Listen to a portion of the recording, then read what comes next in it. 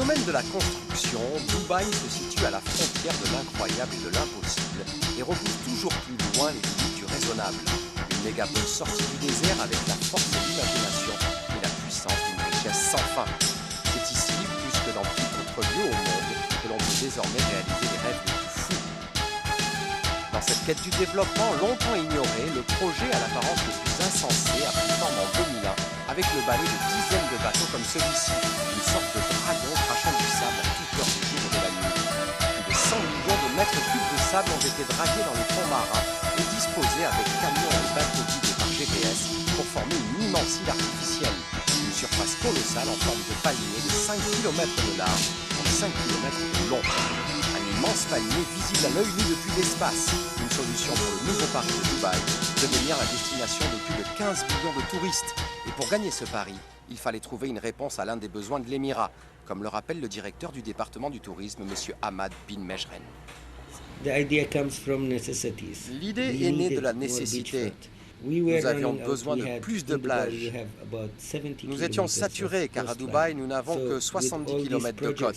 Maintenant, avec la mise en place de tous ces projets pour nos côtes, et une fois que les projets seront accomplis, nous aurons un supplément de 1500 km de propriétés côtières.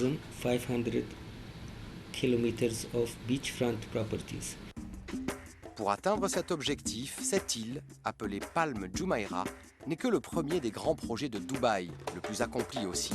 Ici, les maisons et les appartements, tout comme les autres bâtiments commerciaux, ont tous été vendus sur simple vision des images en 3D.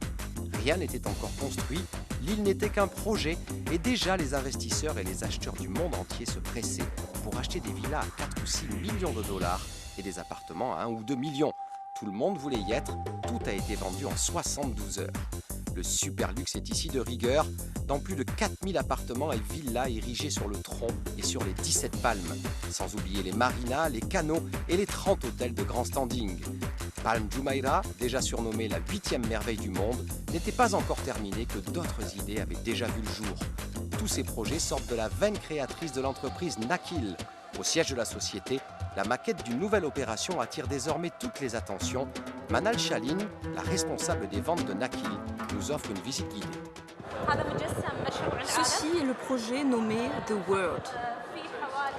Il comporte 300 îles artificielles construites au milieu de l'eau et reconstituant la carte des continents.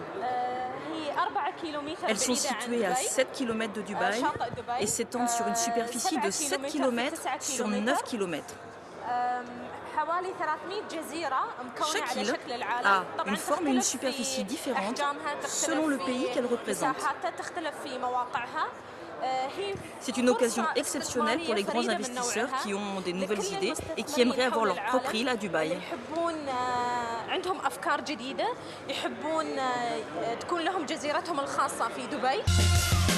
Grâce à The World, les acheteurs ont vraiment le sentiment de se payer une partie de la planète. Les investisseurs koweïtiens ont choisi l'Australie et ils ont acheté les 16 îles qui la composent. Un Asiatique a pris le Liban et les noms des acheteurs de l'Europe ou de l'Amérique ne sont pas encore connus. Énième projet pharaonique, The World est déjà vendu à plus d'un tiers de sa totalité. Les îles sont proposées à des prix allant de 7 à 40 millions de dollars selon leur taille et leur position.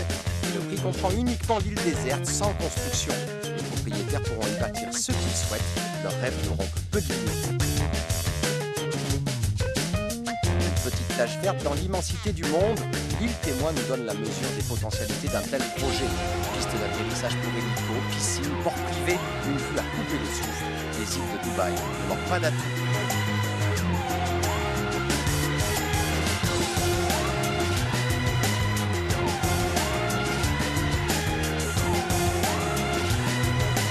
Les visites se suivent sans cesse. Demain, le monde sera plus que peuplé.